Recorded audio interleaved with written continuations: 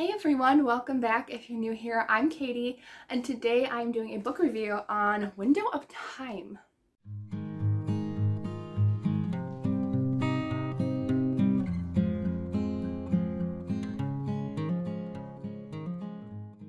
So I decided to do my book review on this book. This is Window of Time.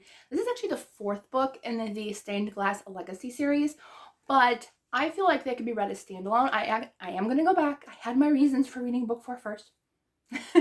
But this is by Erin R. Howard, and each book is by a different author. So that's why I figured I could just read them out of order if I had to. So Window of Time, I really enjoyed this book. It is more of a, I wouldn't say simple plot, but it does feel more like a simple plot. But it's just a very enjoyable, more on the I was going to say light read, but there's also some heaviness to it too. But it was just a really fun fantasy type of book. There is no magic in it. It just time travel. So in this book, we're following Mia, and she is going to her sister's wedding.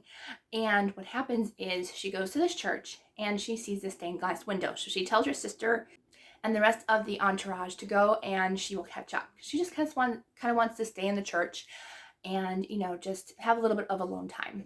So they end up leaving, and she ends up falling into the window, and she thinks, oh no, I am going to hurt myself terribly. But she ends up falling through the window and ending up in another time where the window is no longer there. So she has no idea if she can get back or not. And when she gets there, someone mistakes her for Princess Amelia. And she's like, I am not a princess. Like, what is going on? But she plays the part because she has no idea how to get home. And if she's stuck there, she has nowhere to be. So she ends up being mistaken for this princess and ends up in an arranged marriage. The prince has never met this princess from this other part of the country. And this is actually really cool. It's a time travel, but it's a reverse time travel. Like most of the time we see time travel, it's in the past. This is actually in the future, and it's in the United States. And there are princes and kings in this timeline that's in the future in the US. And so it's really interesting because I honestly thought it was in the past at first. Like it felt like it could be in the past, but it was definitely in the future once you read more into it. It's like, oh, like why aren't they, like shocked at her, attire because it's not in the past. No, it's in the future. And so she has to pretend to be this princess. She has to learn to just be a princess if she can. So she ends up going to the palace. She ends up running into a lot of problems with the kingdom. The kingdom is pretty much poor, it's destitute. So that is why she has to marry this prince, because their kingdoms are kind of intertwined that way. But she's not really the princess. So, and nobody is telling the truth.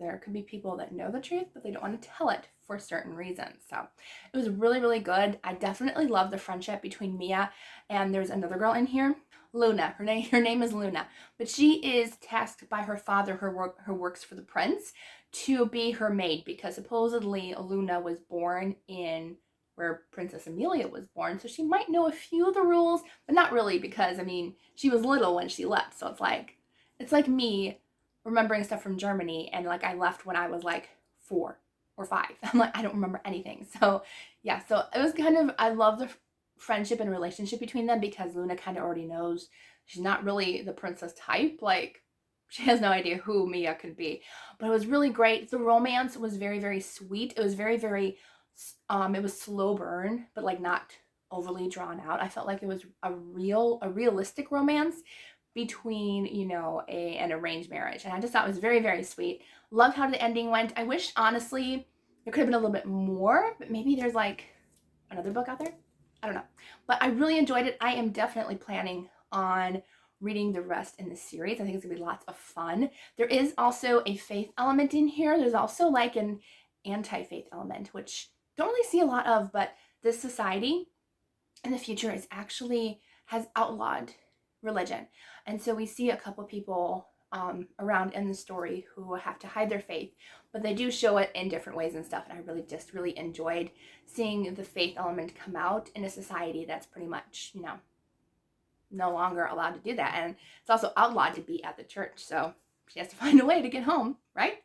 But it was really good. And It is on Kindle Unlimited, so if you have Kindle Unlimited, definitely check it out. It is a nice, fairly short book.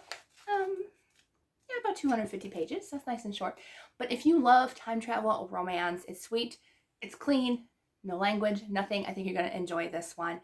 Yeah, so I'm definitely going to check out more by this author. I think I'm going to really enjoy that. Yeah, so I hope you will check it out. I will link it down below if you don't feel like searching for it or anything. That way it's easy and you can just click the link down below.